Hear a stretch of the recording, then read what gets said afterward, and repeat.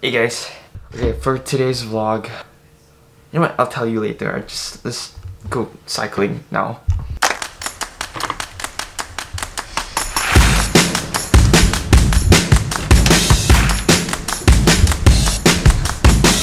Good morning, roommate. Hello. How's your night yesterday? Pretty good. Pretty good, huh? Pretty good. Oh, suddenly put down the specs. Gotta look good for the vlog.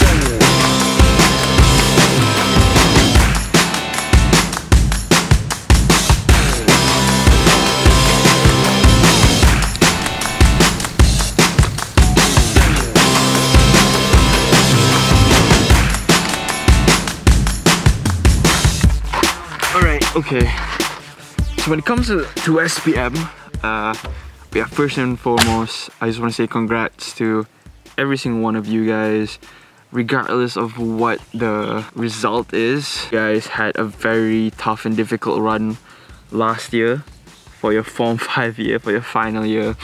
So my hats off to all the students, the teachers, and the school for making it happen, for still having that last fight. Doesn't matter what it says on that piece of paper, just be proud of yourself and just have to move on. I know it's easier said than done, but you really have to take that step as, you know, closing a chapter and moving on to another part of your life. Alright, so congratulations to all of you guys, students, teachers, for making a very, very great run. So this video, I really want to share with you my personal tips or my journey of what I did after SPM, so I hope it could help you in a way. I'll probably share how I got my scholarship to study here in Canada. The first thing, what I did after my SPM to gain experience, to kind of boost your resume. My biggest suggestion is for you to go find a job which will suit you in, you know, the office kind of environment or whatever you find passionate about. What I did after my SPM was I applied for a job at, I applied for an internship at a company called KATSANA. It's an advanced telematics company, so it's basically like GPS tracking for fleets, for like buses, cabs, taxis, Grab, Uber, kind of stuff like that. It's a startup company, it's a very small company.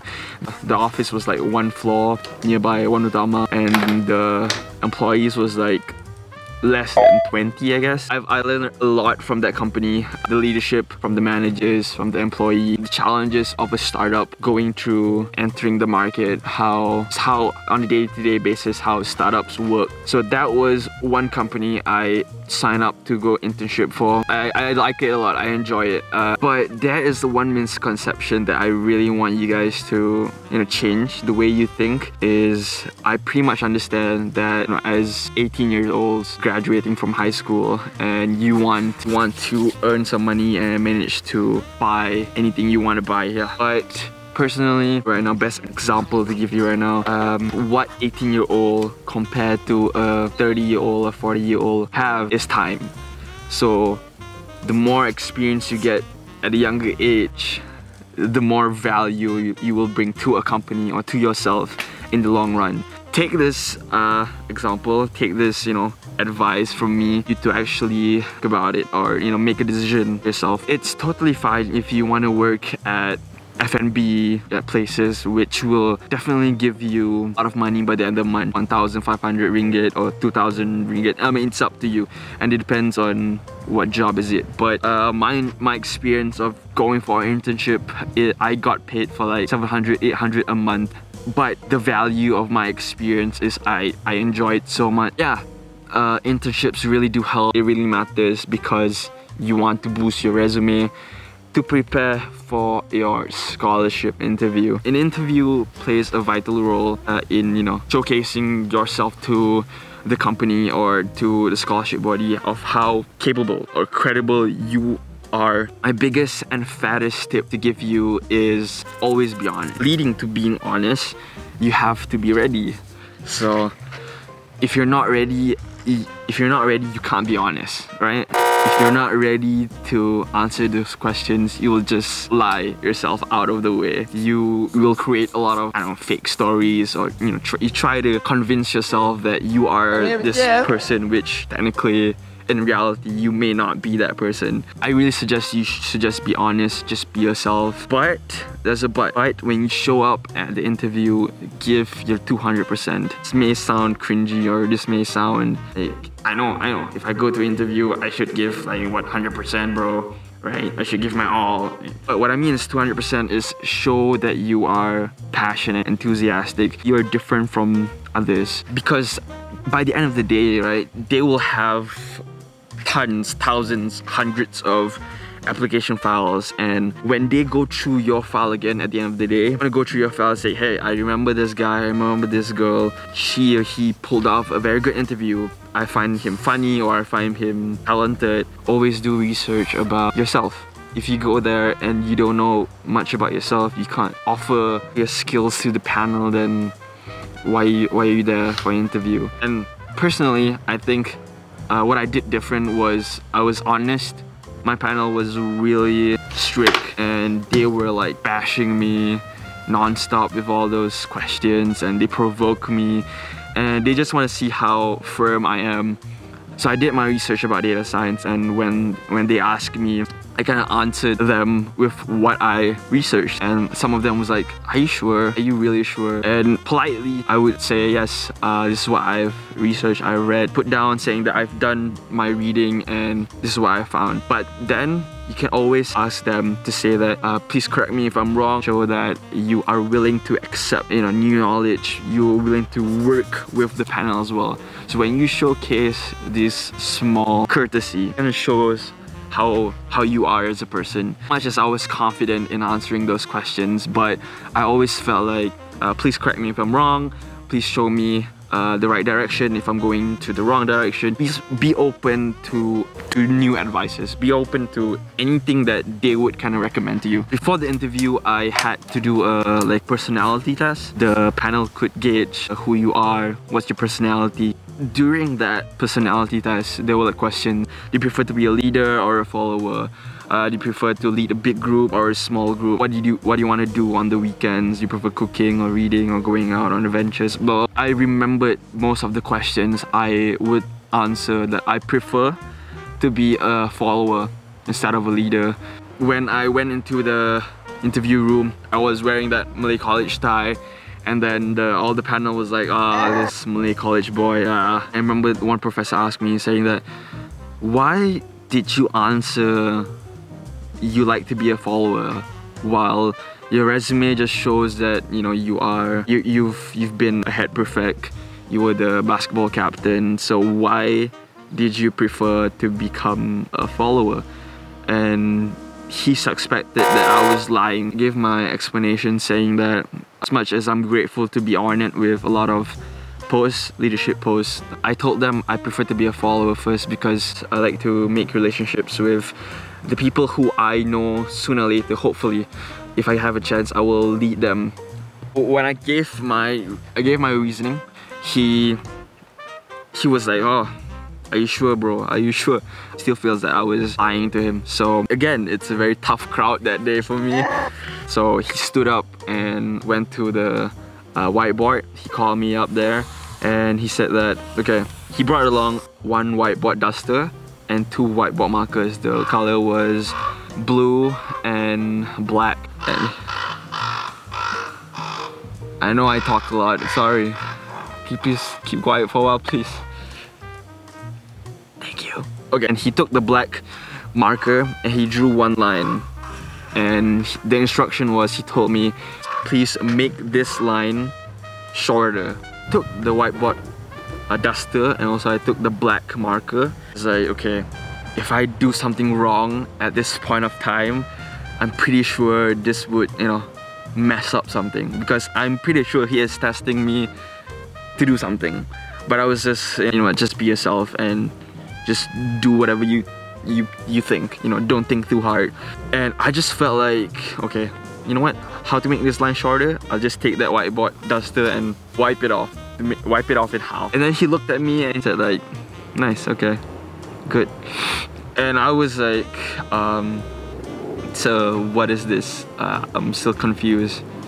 And then he said that I kind of passed this personality psychology test because I did answer the personality test where I prefer to be a follower instead of a leader. So because he drew that line on a black marker and I took that black marker, that one sign gives away that I was a follower. Another one big thing that he thinks that I'm a follower is because instead of creating a longer line, I just work with what he did, which is the single line. So I just, you know, make it shorter. Okay, first, maybe it just kind of shows how I'm not like innovative, but it just showed that I'm honest. I felt lucky and they were like smiling, they were nodding their head, and I just felt so satisfied. I just felt like, okay, I did something. I being myself proved something. So and then after that, the interview went well and I went back home. I still felt that, you know, I bombed that interview because it was tough. It was, I don't know, I think it was a tie, man. So many people have, you know, grudges towards Malay college boys. I don't know why. We'll continue giving you tips after I cycle back home. So let's hit the road again. Peace, let's go.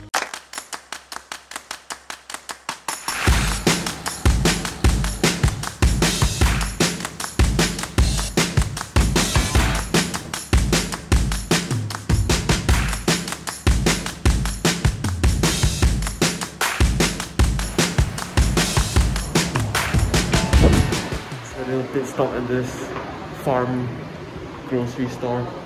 Gonna get some fresh fruits. It'll be nice. Thank you for enjoying it.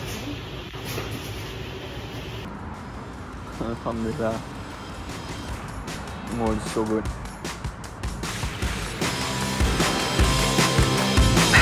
If you're still here, thank you for being patient, especially with the drawing. If this is your first time watching my videos, well, welcome. My name is Hadi and I'm a Yayasan Tenaga Nasional scholar right here in University of British Columbia, Canada. It would mean a lot to this small channel if you smash that subscribe button right there, and you know, hopefully inshallah to more exciting videos while I'm here.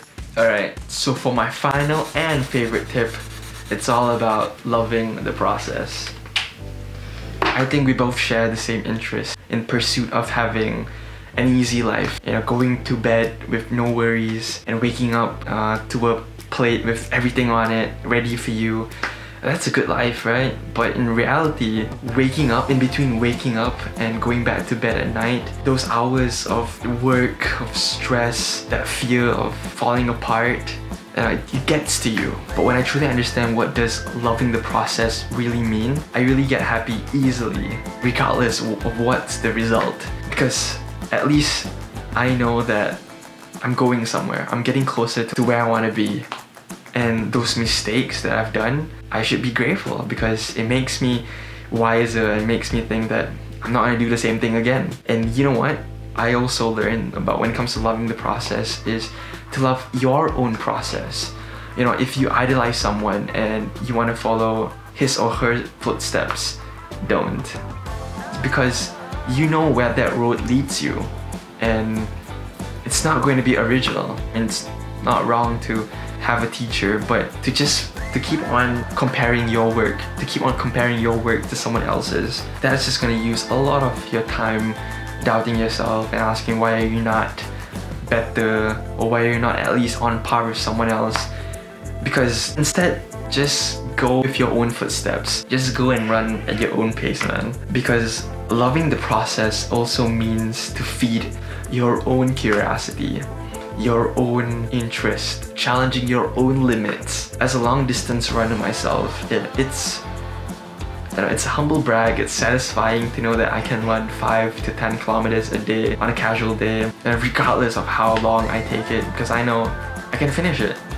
But to realize that if I want to get better, if I want to run faster and easier, I have to crank up the training. And having that motivation to realize, hey, I can do this now.